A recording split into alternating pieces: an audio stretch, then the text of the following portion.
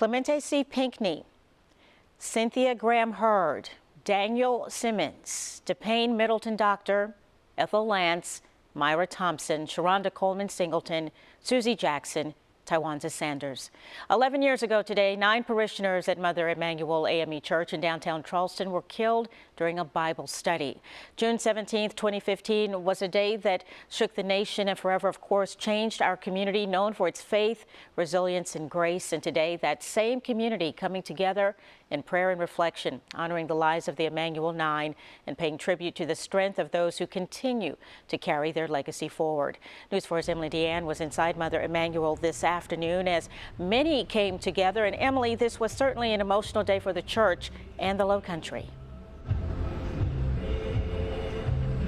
Tessa, today the community came together in remembrance of the Emanuel Nine, honoring the survivors, honoring those lives lost, and the survivors who carry the impact all these years later. The observance centered on the theme, "Out of many, we are one," encouraging prayer, reflection, and healing. Let the families of the 9 who still grieve, who will always grieve, find in this congregation not platitudes, but presence. 11 years later, Reverend Dr. Manning says the message remains the same. Do not be afraid. Keep the door open. Keep studying the Word. Keep loving God. God has not abandoned us. God has not abandoned us. The Reverend says the annual gathering is a chance to remember those who were killed, support the survivors, and recommit to the work of justice, reconciliation, and unity. Though evil entered the room, it did not have the final word there.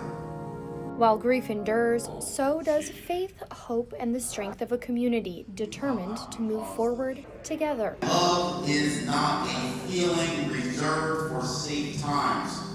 Love is a practice. The annual remembrance concluding with prayer for peace and healing, honoring the legacy of the Emanuel Nine and reaffirming a commitment to the unity in the years ahead. They were not symbols of desolation. They were people. They are people. Hold now in the arms of the everlasting, where no stranger can ever again do harm.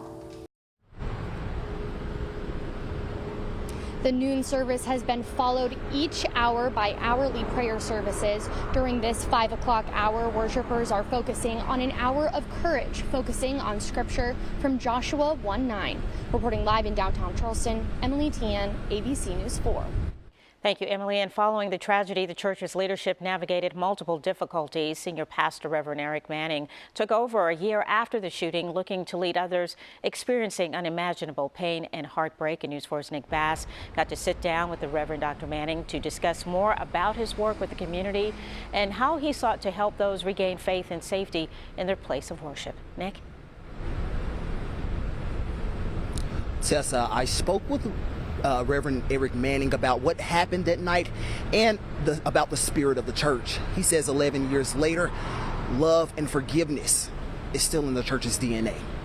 The Bible study members welcomed him in. His way of thanking them was murdering them. Mother Emanuel A.M.E. Church is the oldest African Methodist Episcopal church in the South, and it has seen its fair share of hardships. Before the church tragedy, Mother Emanuel had existed for roughly about 197 years, right?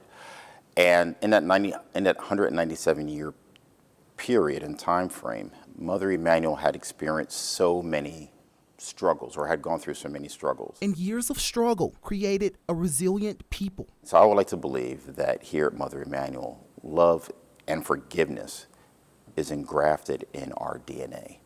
So, and it came through years of pain. And through love, they welcomed the visitor with open arms.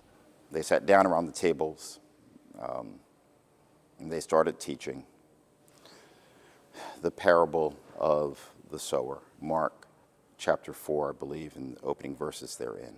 And then they acknowledged that a visitor is in. That night's visitor, Dylan Roof. And he sits in the Bible study setting. for, I guess, maybe 45 plus minutes. And then as they are closing in prayer, he murders First Reverend Pinckney. The pastor of Mother Emanuel Church, and at the time, a state senator. After murdering Senator Pinckney, Reverend Eric Manning says Ruth then murdered Reverend DePayne Middleton, Cynthia Graham Hurd, Susie Jackson, Ethel Lee Lance, Tywanza Sanders, Reverend Daniel Simmons, Myra Singleton, and Reverend Sharonda Coleman. The troubling aspect is that he sat there for the 45 minutes. Although that moment of tragedy birthed unity, hope, and forgiveness, after 11 years, Reverend Manning says there's still work to do. The tragedy may have brought us together for a season, but there are still lasting changes that must be made. Reverend Manning says we must continue to learn to embrace one another. Now, in the next hour, a public Bible study will be held here at Mother Emanuel, and at 7 o'clock, that will be the hour of reconciliation. Live in downtown Charleston, I'm Nick Bass, News 4. Thank you, Nick. And the permanent Emanuel Nine Memorial is in its final stages of construction. Planning and fundraising for this project started shortly after the shooting, with it finally breaking ground right next to Mother Emanuel in 2023. It's meant to welcome visitors from around the world to reflect, heal, and find unity. The site will feature a memorial courtyard, a place to pray, and a survivor's garden. Phase 1 of the memorial is scheduled to open to the public this October. Organizers, though, say they still need to raise another $2 million to complete Phase 2. To learn more about how you can donate to the Memorial Fund and for more on today's services, you can scan that QR code on your screen or head to our website, abcnews4.com.